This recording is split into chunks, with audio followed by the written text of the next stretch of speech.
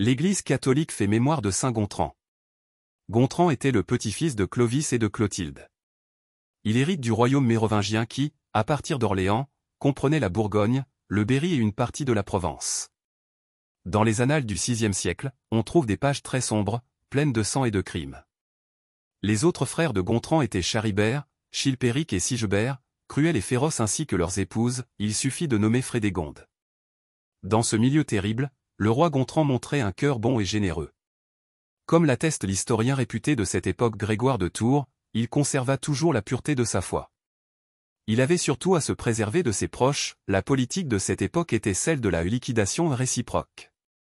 Le bon roi Gontran réorganise son royaume en faisant de Chalon-sur-Saône sa capitale. Il contribue à la fondation de plusieurs monastères, dont l'abbaye de Luxeuil avec Saint-Colomban, et jusqu'en Suisse à Agone dans le Valais. Gontran fut artisan de paix et de réconciliation, non seulement dans l'exercice difficile de la politique mais aussi dans le pardon héroïque, ainsi envers ceux qui, pour le priver d'héritier, avaient supprimé ses enfants au berceau. Plein de compassion pour les malheureux, le roi Gontran le manifeste notamment en 580, quand ses États furent ravagés par une dysenterie contagieuse appelée feu de Saint-Antoine. Il s'impose alors des jeûnes rigoureux, fait le sacrifice de sa vie pour ses sujets et organise les secours. Il termina sa vie à Chalon le 28 mars 592. Gontran est un nom d'origine germanique, il vient de Gain égale guerre et de Han, nom d'une divinité teutonne. Saint Gontran, priez pour nous. Évangile. Le Seigneur notre Dieu est l'unique Seigneur, tu l'aimeras. Ta parole, Seigneur, est vérité.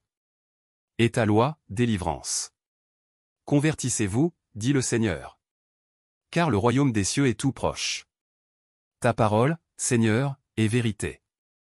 Et ta loi, délivrance. Évangile de Jésus-Christ selon saint Marc. En ce temps-là, un scribe s'avança vers Jésus pour lui demander: quel est le premier de tous les commandements? Jésus lui fit cette réponse. Voici le premier. Écoute, Israël.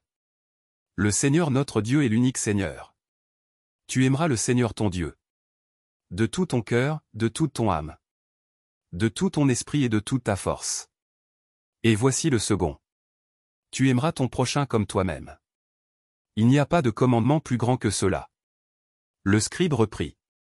Fort bien, maître, tu as dit vrai. Dieu est l'unique.